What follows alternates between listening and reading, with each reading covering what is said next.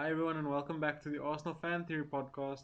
Who would have thought? 4 wins in a row, and I think or last night's performance was probably the best performance we've seen, especially away from home in probably 4 years. Yes, there were some issues still. They had a few chances, one or two chances, but I think overall we were defensively sound. What a fantastic sport performance! And as always, I'm joined with Mike. Unfortunately, Dean can't be here. How are you doing, Mike? I'm good, thanks to yourself, Bren. Always glad to be back. It's quite easy to have a good or be in a good mood, let me say it that way, after you've seen a string of performances like that.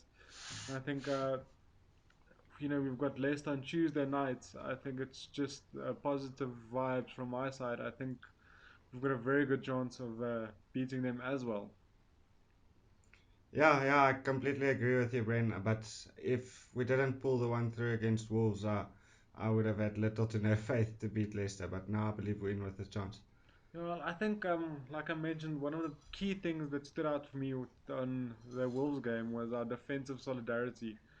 I don't Hmm. think I've seen a defensive performance like that from this Arsenal team since, I don't know, the early 2015s. Maybe when we went out and we beat City away. I don't know if you can recall that game. Yeah, well, it was the best defensive performance I've seen from the club in quite a while, in my opinion. As well as the best team performance. To me, it wasn't so much as individuals standing out for once. It was a good collective performance from the team. Everyone was working hard. Everyone was doing their jobs. So I was really happy to see that. Yeah. I don't want to sound negative or anything. I think this was a really good performance. But I just want to touch on, I think our midfield were outstanding defensively. I think we saw Xhaka and Ceballos snapping into tackles, covering ground. One thing they didn't really manage to do is influence the game that much in an attacking sense, which I would have hoped to see a bit more. Hopefully, that's just because of the game situation and the team we're playing. Wolves have been on a tremendous run this season so far. So yes, I can understand it, but I would like to see Ceballos, especially being the creative midfielder in a sense, just Hmm. playing a bit more with a bit more freedom like he did against Norwich when we on the ball. I think he did extremely well off the ball. What were your opinions? Yeah, Brendan, well, I just wanted to mention, like in the Norwich game, he did do extremely well in the attacking sense. But I think it's more of Arteta's game plan to have the midfield stabilize the game and be solid defensively. And he's giving the wing backs a lot of freedom to join into the attack. The wingers obviously drop in a little bit more to the center of the pitch, and we try to create down the sides of the pitch. Yeah, well, I think we saw in the start of the game, Wolves had a bit more control. They were pressing us a bit more. We definitely grew into the game. Um, and one thing I've noticed, yes, Saka needs to be fitted into the team, but on the right hand side, he scored a spectacular goal. I think the volley, he just guided it into the top corner. Great finish, but he's not as effective on that right hand side. He's not as involved in the game. But I mean, he stepped up. Mm. Yeah, no, not at all. He's not as effective on the right hand side. I actually think for the first half, up until his goal, he didn't have the best of games. He's a lot better on the left, but also to mention, you need to mention the fact that it's also very easy for a player, especially we know as Arsenal fans, for a player if as soon as things don't go their way, they start to fade out of the game. They drop off. They lose their energy, and the signs of a great player is to take your chances when they are given to you, you know. And uh, well, it was a good finish from Saka. I'm glad he took it. I know he's still young, but he's very promising talent. Yeah, I think it's very good news. It's very promising news that we've actually managed to sign him down to a long-term contract along with Oh, yeah. Martinelli. So it was just on a whole, a very positive week for Arsenal. I want to jump into the key performances. I think we've mentioned Saka now. He didn't do extremely well, but I mean, he influenced the game. That we can't ask much more from an 18-year old, in the Premier League. Any other player that really stood out for you? Sorry, Well, like I said, Brandon, Sorry, just Well, like I said, sorry. yeah. Yeah, like I said, I don't feel there were too many individual performances that stood out too much for me. But I think a lot can be said about the defense, our whole defense and the midfield during the game, because Wolves are very strong attackingly and they're very physical side, and we managed to keep them quiet. You know, apart from Traore, they didn't look to trouble us too much. Well, So yeah. I agree. The defense overall was great. What I loved about the defense, they actually clattered into tackles. You saw them taking out a play. You saw David Luiz when you thought Traore was going to get past him, he just took Traore out. Mm. Made their presence known in a sense. And that's one player I maybe want to mention is David Luiz. I think there were a few occasions where he was left a bit high and dry with his under defender, with by his other defenders, and he was able to read the situation. I'm not the biggest Luiz supporter, but he made a few crucial tackles. One extremely crucial block from Jota. Um, Mm. I think he really proved his worth and what he could be in a back three like this in this game. So, like always, I think let's jump into the player ratings. All right. What do you think of Martinez? Well, it's this is a difficult rating to give actually because I think he had a good game once again. You know, it's three Premier League clean sheets on the bounce. So I, I think I'll have to give him an 8. He didn't have too much work to do during the game, but everything he had to do, he did well. So yeah. Well, the one thing that really stood out for Martinez for me is he commanded the box. Every time there was a cross and it was close to him, he made sure he got his gloves on that ball. Made sure he didn't give the Wolves, like Jimenez we spoke about, the opportunity to get into dangerous positions because he cut out the cross Yeah, before it could reach them. and he definitely made a few key saves as well. You know, but in the first minute he saves well blocked basically Traore's shot and also put him off in the second half to like overcook his chip a bit. You know. I'll give Mustafi a So yeah. 7 out of 10. Sorry, I'm just moving on to Mustafi, but I think it's a 7 out of 10. He was sloppy for the opening minutes when Traore almost went through to score that goal. Luckily, Martinez came rushing out to spare his blushes. But overall, I think he was solid throughout. Yes, he does have a sloppy pass in him, and he does lose his concentration a little bit. But I think he really did well throughout the night. Louise's rating. Louise, it's another difficult one. I don't want to give any halves. So I think tonight I'll give him a 7. It's a mix up between 7 and 8 for me. He did have a very good game. He made some important blocks. And like you said, he made some good tackles. He used experience during the game because there are a few times that the Wolves actually created chances, but he saw it before it happened and just sniffed it out. You know? I'm gonna just pull. I'm gonna keep Luis to the side because to me he was a big contender for man of the match. So we'll have to decide and talk about the Well, man of the match. Possibly, if not Louise, would you, in your opinion, who would you nominate? it is a difficult one, definitely. You know, I think if Tierney would have played the whole game, he would have definitely been up for it. Maybe Martinez, like you said, he had a good game, or even Kolasinac, you know, defender playing out of position, actually a left back or left wing back playing at centre back. I think he had a good game. Okay, well, on to Kolasinac then. I feel he did have a much better game. He was much more composed. And I'm gonna also give him a 7 out of 10, just because I don't. Me personally, I think Louise was man of the match. I hear what you're saying. I think Louise would have, if I rated him, he would have gotten an 8 from me. And Yeah, well, we can give him a 8. I We don't can give him think a he 8. was on par with Louise's performance. So that's my only reason why it's a 7. Because again, I think he crashed into a few tackles. The Wolves attackers definitely knew our defenders were there on the day. All right, Kian Tierney.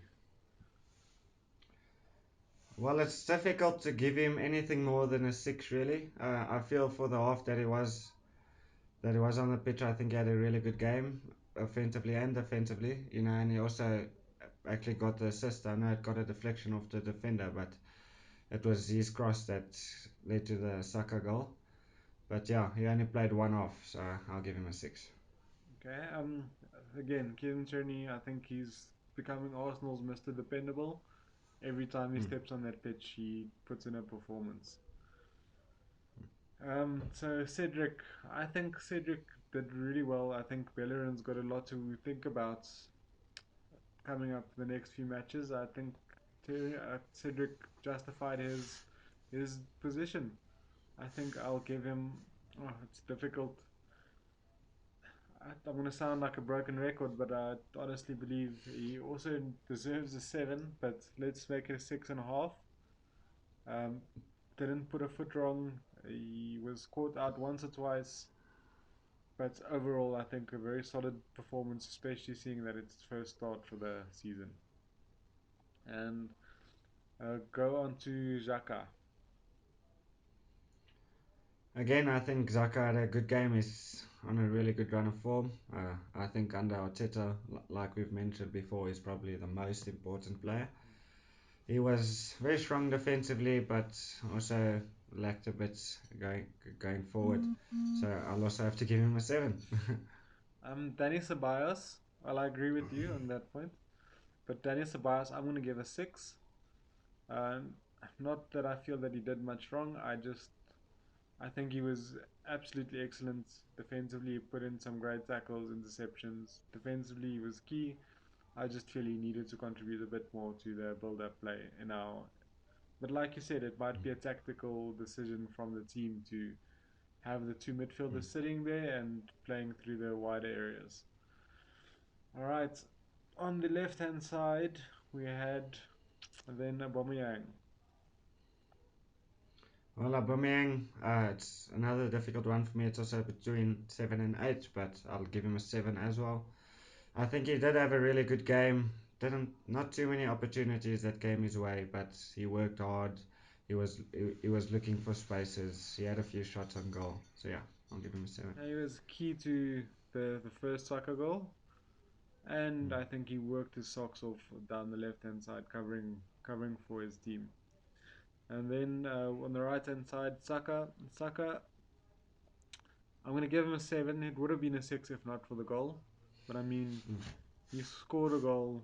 You can't ask for much more, and he worked hard defensively.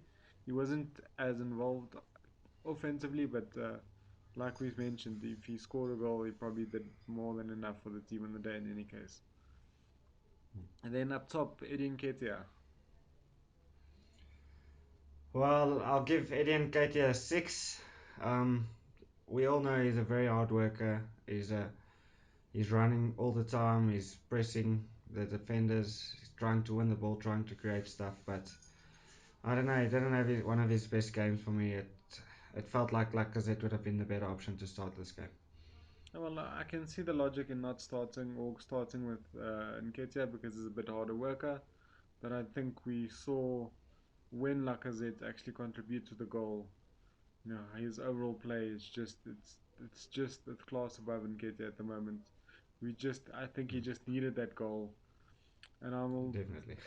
give him a rating. I think he was a solid 7 out of 10, if not an 8. The only reason why I'm not giving an 8 is because I feel Luiz was still our man of the match, so I'm gonna give him a 7.5. Um, I think we will see the best, or at least much more from Lacazette in the last few games with this confidence Hopefully. boost. And then who came on? Bellerin came on as well. Bellerin didn't spend too much on time on the pitch, but I feel when he was there, he played well. So, but I'll give him a 6. He stepped up his game. I think he noticed that Cedric had a good game and he had to make an impact for him to be considered even for the next game.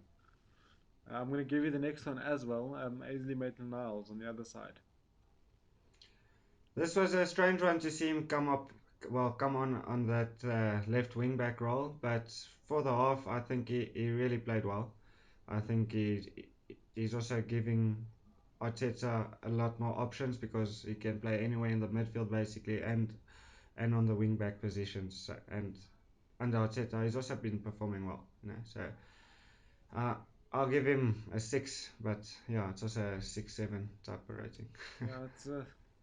I think he's giving Arteta a lot of selection headaches because he must be close to that starting lineup at this time. I can't see. He must be Mm, knocking down Arteta's door, asking, when is he going to get a start? Unfortunately, when they're winning runs, it's difficult to change the team. mm, Um, I think, and then finally we had Joe Willock come on. Oh, and Lucas Torreira also came on. I think mm, Lucas, very similar to Bellerin, he didn't spend too much time on the field. We're going to give him a standard 6, but it was really good seeing him running around, snapping at the defender's heels, just being Lucas mm. Torreira, being a big nuisance. And I think he'll be. I hope he'll be key in Arteta's plans going forward. And you can finish Yeah. off with Willock for us. Willock, again, I just want to mention quickly, I think this was one of the games that Arteta really got his whole setup right and his substitutions. All the substitutions made an impact for me and they played well. But yeah, Willock down the right, he created the assist for the Laka goal, so I think I'll give him a 7. Okay, so let's. We haven't done this before. Let's rate Arteta out of 10 as well. What would you rate Arteta? Well, it's a good time to start this one because I think I'll give Arteta a full 10 out of 10 for this one. I think he got everything right from the selection. The only player that the only players that didn't start that I would have liked to see was probably Pepe, but as we know, his wife went into labour, so he missed the game. And maybe Holding, but it's also difficult because all the defenders played well. Hmm. And like I said, all Arteta's subs were good for me, so I'll give him a full 10 out of 10. Yeah, I also agree. Arteta 10 out of 10. We did point out in previous podcasts that we felt that his in-game management wasn't up to scratch. Um, Hmm. but I think this is also the first game or the second game running we hasn't been influenced by injuries or red cards or so I feel you know this has been much more a much clearer view on what Arteta is going to do with his in-game management because he didn't have other things to contend with. I think the injuries and the red cards we can see disrupted his plans going forward. So excellent, excellent result and performance all around. Hmm. Right. Now we face Leicester Tuesday night. Leicester had a pretty good win on Sunday as well. Or they also played Saturday. So yeah, I think. well, I think Saturday. So they had a pretty good win. I think it was important for them and their team to regain a bit of confidence and form because they have been definitely worse than Arsenal since the restart. Even before the restart, they were really struggling. But Hmm. it's a pity. It seems like it's always when teams come to face us, they just find that bit of form, regain that bit of form, and they've got a very dangerous team. I think a key battle and a key thing is going to be is keeping Madison in check. I think I yes, agree. Vardy is an extremely dangerous player, but I think Madison makes a lot of Vardy's attacking opportunities, attacking threats tick. So I think my personal opinion is if we can keep someone like Madison quiet, maybe even throw in a Torreira to run around just chasing after Madison the whole game might be a good idea. Yeah, I think with the confidence we are, the form we are, we've got all the chances of winning this game.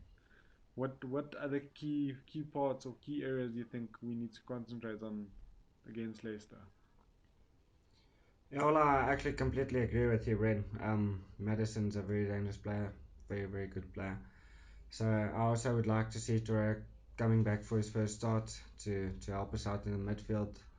Um, and as you said as well, Vardy, we all know he's a great goal scorer, but I think they might try and to play balls over the top, over our defense, just for Vardy to run into. Mm. That might be another thing that they try.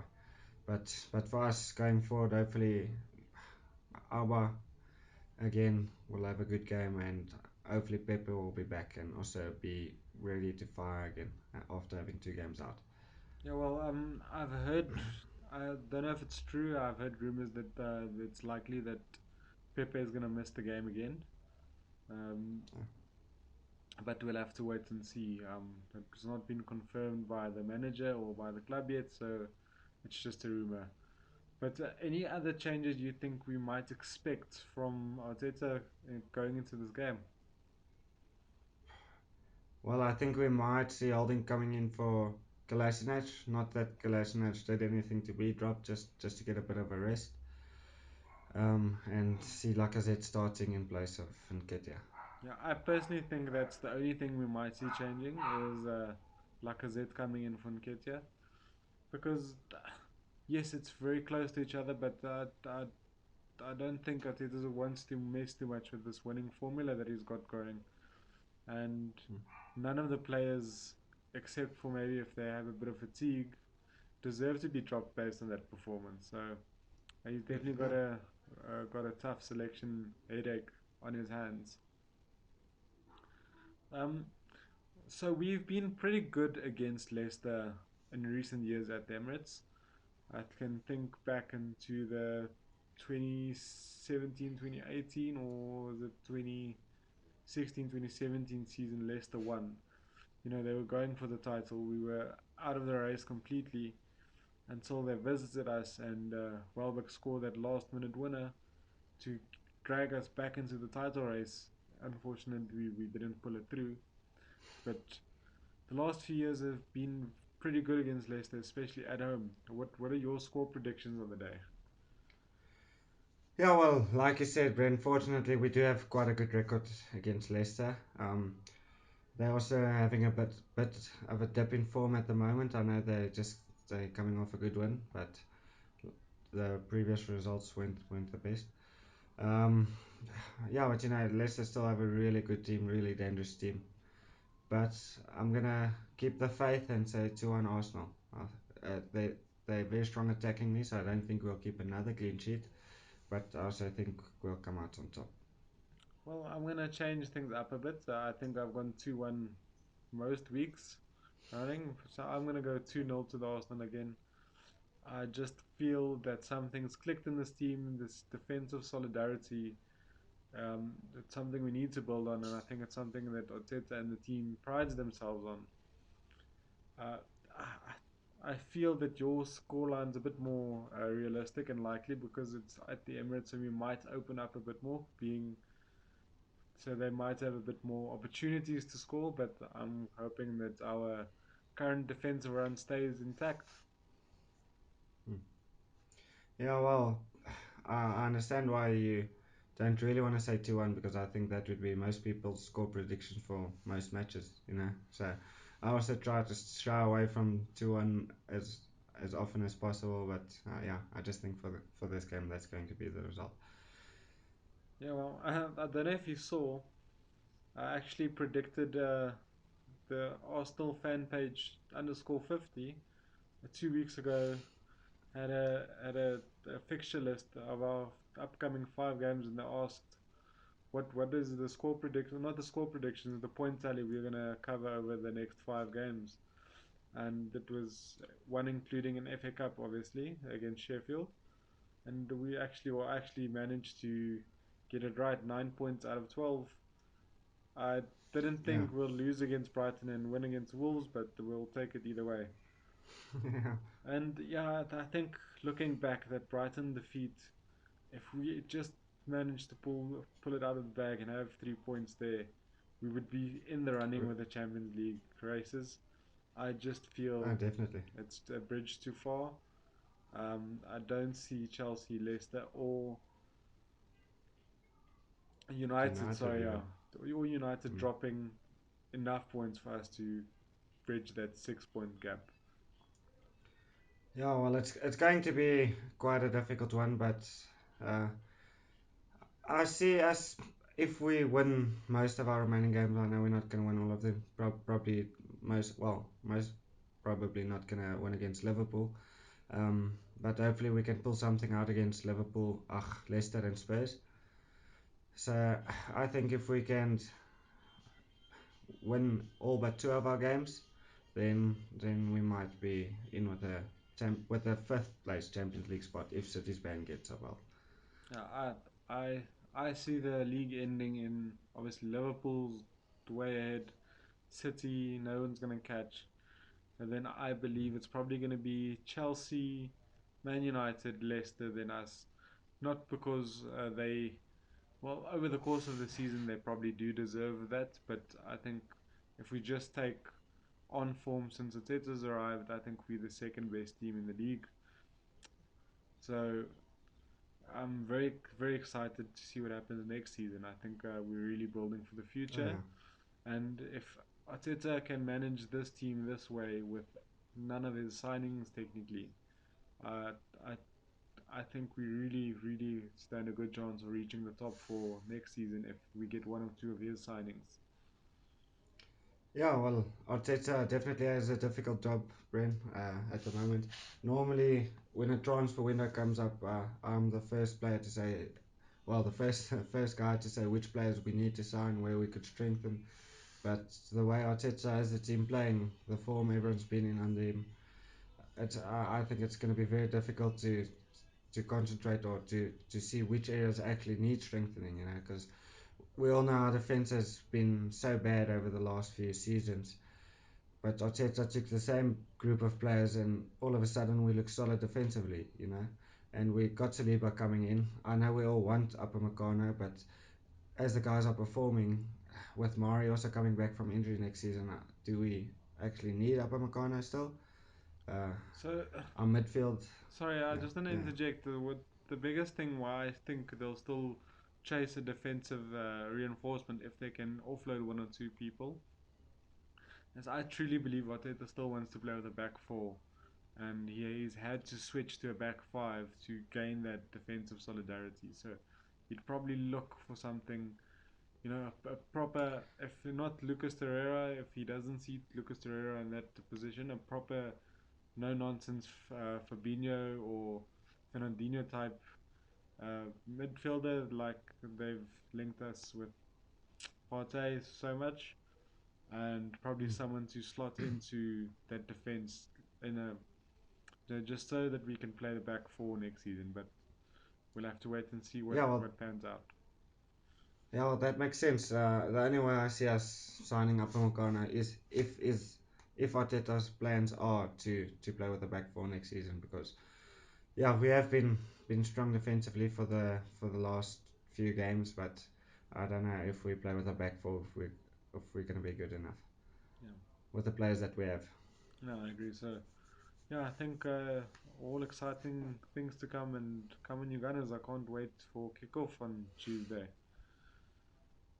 Yeah, second home game. Hopefully we can keep the form going and really throw at well tell all the other teams that we're still there, we're still relevant, we can still make a European spot. Mike, thanks for the chat. Like I said, the games are coming thick and fast, so we need to crunch in these episodes.